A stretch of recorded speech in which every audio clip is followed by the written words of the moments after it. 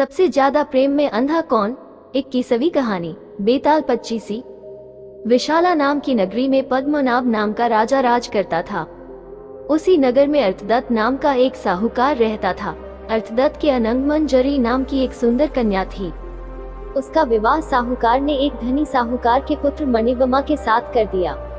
मणिवमा पत्नी को बहुत चाहता था, पर पत्नी उसे प्यार नहीं करती थी। एक बार मणिवमा कहीं गया, पीछे अनंग मंजरी की राजपुरोहित के लड़के कमलाकर पर निगाह पड़ी तो वह उसे चाहने लगी। पुरोहित का लड़का भी लड़की को चाहने लगा। अनंग मंजरी ने महल के बाग में जाकर चंडी देवी को प्रणाम कर कहा, यदि मुझे इस जन्म में कमलाकर पति के रूप में न मिले तो अगले जन्म में मिले। यह कहकर वह अशोक के पेड़ से दुपट्टे की फांसी बनाकर मरने को तैयार हो गई।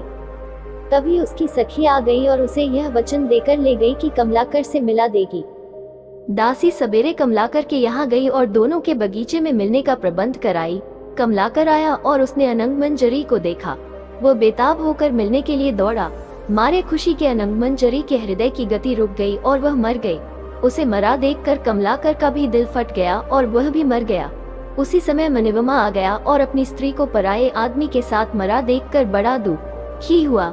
वो स्त्री को इतना चाहता था कि उसका वियोग न सहने से उसके भी प्राण निकल गए। चारों ओर हाहाकार मच गया। चंडी देवी प्रकट हुई और उसने सबको जीवित कर दिया। इतना कहकर बेताल बोला, राजन, ये बताओ कि इन तीनों में सबसे ज्यादा विराग में अंधा कौन था? राजा ने कहा, मेरे विचार में मणिवमा था, क्योंकि वह अपनी पत्नी को पराये आदमी को प्यार करते देखकर भी शोक से मर गया। अनंग मंजरी और कमलाकर तो अचानक मिलने की खुशी से मरे, उसमें अचरज की कोई बात नहीं थी। राजा का ये जवाब सुनकर बेताल फिर पेड़ पर जा लटका और राजा को वापस जाकर उसे लाना पड़ा। रास्ते में बेताल ने फिर एक कहानी कही।